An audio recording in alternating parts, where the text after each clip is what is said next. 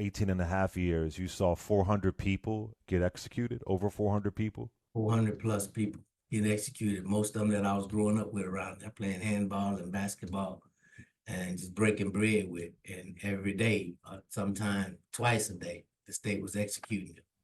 Okay. We were getting execution back in 95, 96, I think, 97 and 98. Man, they was executing 40 plus people. We were getting execution every other day, once a week, twice a day. They were killing. It was a bloodbath. And I had to endure it. Something I'll never forget. 415 people. 403 where I was, 415 while I was there. Because they were executing women too. You know, we are cold people now, man. We are cold people. We have given ourselves the right to kill other people. Who's gonna judge us? And it's really wild in a state like Texas, which claims to be so pro-life, pro-life, pro-life, yet they execute Until people you're in that way. 16, then they Right, pro-death. exactly. You know, you Then only they're get ready to kill 16 you. years of pro-life, then they pro-death after that. They're ready That's to right. take your life. How was your family impacted by this wrongful conviction? My family is still impacted by this wrongful conviction. So this thing has a ripple effect. You know, it destroys lives, it destroys families. My family didn't know how to deal with this because here it is. They knew that my mother knew that her son was innocent. My brother and them knew that their brother was innocent because I was at home. They knew it wasn't that they had to guess. I was at home in the front room, snoring in on a pallet with a girlfriend, well, a friend that I was sneaking with. And then she had to come forward. Okay, and her boyfriend had to find out because she was with me at my mother's home in another town. So they was greatly impacted, so much so my mother had to seek counseling because she could not understand how it is that we've been paying taxes in this state all our lives. And that's like that, they're gonna take my son and kill him for something he didn't do. It was hard on all of them. My siblings couldn't even come visit me. They just couldn't stand to see their oldest brother behind bars for something they know he didn't do, but the state is gonna kill him. It was hard. It was hard. You know, my sons them had to grow up without me. It was very hard. And it's still hard today because for 18 years and a half years, they created such a gap in my family that we're trying to figure out how to get back together. Everybody has grown up. Everybody has moved on. Life has changed. More children are involved. People have gotten married. People have gotten older. And we're trying to put it all together. And it's still hard because I've changed. I'm not the cool Anthony that everybody likes and play sports. I'm the advocate now who feel like there's a purpose in his life greater than himself and that I must pursue it. My life has changed. They got to get to know this person. I'm getting to know this person. So it has a ripple effect and not in a positive way. It's really, really have challenged me and my family. I would say that. Well, you've done some. With all that being said, you've done some really incredible work. You were part of an Emmy award-winning documentary called "Grave Injustice" on CBS. You also released a book in 2018. Y'all can pick it up on Amazon. Infinite Hope: How Wrongful Conviction, Solitary Confinement, and 12 Years of Death Row Failed to Kill My Soul. You can pick that up as well. So, just tell me a bit about those two projects. Oh man, well the Emmy was like it was before I actually got out there started working on my story. You know, so many people had believed in my innocence. So the day that I got out, 48 hours was there at the jail. I guess they had been tipped off. And so the day that they finally released me, Richard Schlesinger was in my face with the microphone asking me how did I feel. And of course I felt good, man. It was the first time in 18 and a half years I had the sunshine of freedom on my face, right? And so as we coming out, they wanted to know if my mother knew. Well, my mother didn't know because they had just made the decision. So they put the cell phone in my face and it's like, call your mom, man, call your mom.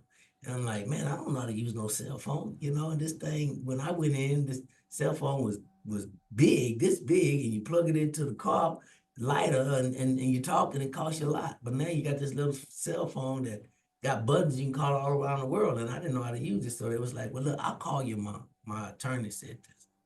So a little story about my mom. The last 4 years that I was incarcerated in the jail, had access to a telephone and I could always call my mother collect. So about every other day I would be able to call it. And I would always ask her, like, what you cooking, man? And, this is all conversation. And she'll tell me, and I'll be like, yeah, but don't tell me. She's like, well, you asked. I'm like, yeah, but I don't want to know what you cooking. Like, so this day when I got ready to get out and they say, call your mother. And my attorney called my mom. And I heard her voice. She's like, hello. And my attorney said, Miss Curry, I think I have somebody here you might want to speak to.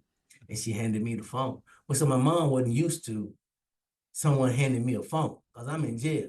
So she gets and hands me this phone and I say, hey, mom. And she said, who is this? I said, this is your son. I said, yeah, right. I said, yeah, and I just want you to know I'm out. I just been released and I did not escape, right? And so Mm. you can let me in, man. And it was the first time in 6,640 days that I got home and had a chance to hug my mother. I always tell people if I'd have known that this would have happened to me, the last thing I would have done was hug my mother because I would have never known when I would have been able to do that again. I say that to say this to all your listeners. Don't take your mother for granted. If you didn't hug her today, make sure you hug her this evening. Because you never know, man. You never know. And that's been my life. So And your book, tell us about that because folks can pick it up Infinite now. Hope. My book is about my journey, man. My journey from experience to empowerment, man. I take you on that journey of being wrongfully convicted, spending time on death row, and coming home and advocating for a better criminal justice system. I've been able to testify in front of the Senate with Senator Dick Durbin and Lindsey Graham and all of them trying to reform our system, man. I've been able to speak in front Lindsey of Graham? yeah, Lindsey Graham was on that committee He's as trying to well. do something good for Well, he human was on the beings? committee. That's He walked out, okay? Oh, of course He he was on did. the committee, right? He was there, and then he He walked out. walked out. Yeah, it was him, Al Franken, Dick Durbin. They were the committee people. But when I was speaking, I think Lindsay ended up having to go do some business. But he Of was course he there, did. right? He was there. Yeah. Yeah. So Trifling Lindsey Graham. I'm sorry. yeah, but Just, he oof. was definitely Okay. there for a minute. But yeah, so I've been able to use my story, man, to It's amazing. just cross this country and try to make changes in our policies around criminal justice and criminal justice reform. And so it's like just taking my life back and make some sense of what happened to me. And that's why I do what I do, because otherwise I think I would go crazy because it could never make sense to me unless I'm doing what I'm doing today. So as we're talking, I'm sitting here at the Harris County Public Defender's Office as the Director of Community Outreach. Who would have thought, you know? Yeah, that's amazing. Before you go, I talked to a lot of people who, well, we hear narratives that black men are supporting Trump and they can relate to him because he's a convicted felon. I find that so outrageous. Inoffensive, And that some, say it again. inoffensive. Yeah, speak to that. Speak to that. That somehow black men are going to support the Republican Party or Trump because he's a convicted felon. Um, what are your thoughts when you hear that kind of narrative from the Republican Party? Yeah, they're believing the worst of the worst about themselves.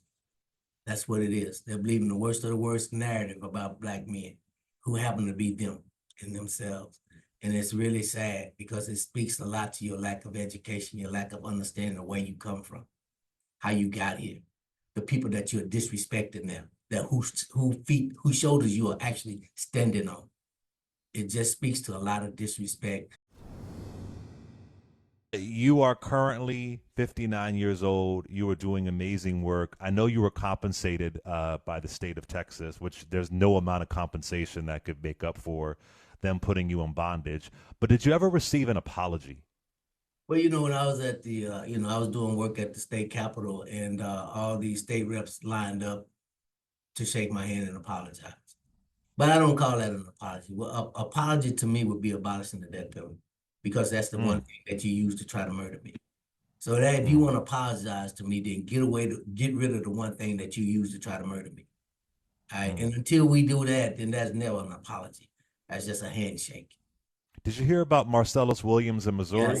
sad, just Isn't sad. that heartbreaking? Yeah, Then Leonard Taylor in Missouri last year. yes. I It, mean, people where they're saying they're innocent, they're innocent, they're innocent, and they're still killing them. Yes, yes. And it's sad. And it's sad because we are now, we have now decided that we will use human capital as collateral damage to justify the death penalty. So we are now collateral damage. We're collateral damage for the death penalty. We are now sacrificed to justify keeping the death penalty around that is killing our innocent children, our innocent fathers, our innocent mothers, our innocent daughters, our innocent sons. And somehow politicians have gotten us to believe that this is the right thing. It just blows my mind. It blows my mind for the simple fact that I've met people while I was on death row who used to believe in the death penalty until they started visiting their child down there, till they started visiting their son, their father. All of a sudden, they didn't believe in it no more. So I always tell people, when you talk about the death penalty, stop asking people, do they believe in it? No one cares. Ask them the right question. Does the death penalty work? And we now know over 200 men that have walked off our nation's death rows. 200 innocent men. So we know that it doesn't work. Not all the time. And if 200 men walked off that was innocent, who did we leave behind? Who actually was executed that we didn't walk off? Come on, man. To err is human, and we make mistakes. Do you actually think that everybody we kill is innocent? When we know that 200 people have walked off of that we put back there, that we shouldn't have put back there? And I'm one of them. I'm death row exoneree number 138. 138, man. When will we get it? When will we get it? Because we're still killing. And we're justifying it in some manner. And the people that we're killing still look like me. Are still minorities. Still mentally ill. Still didn't go through their court with a qualified attorney. And yet they're all still meeting the same fate. We're still murdering them. Because it's simple murder. That's it.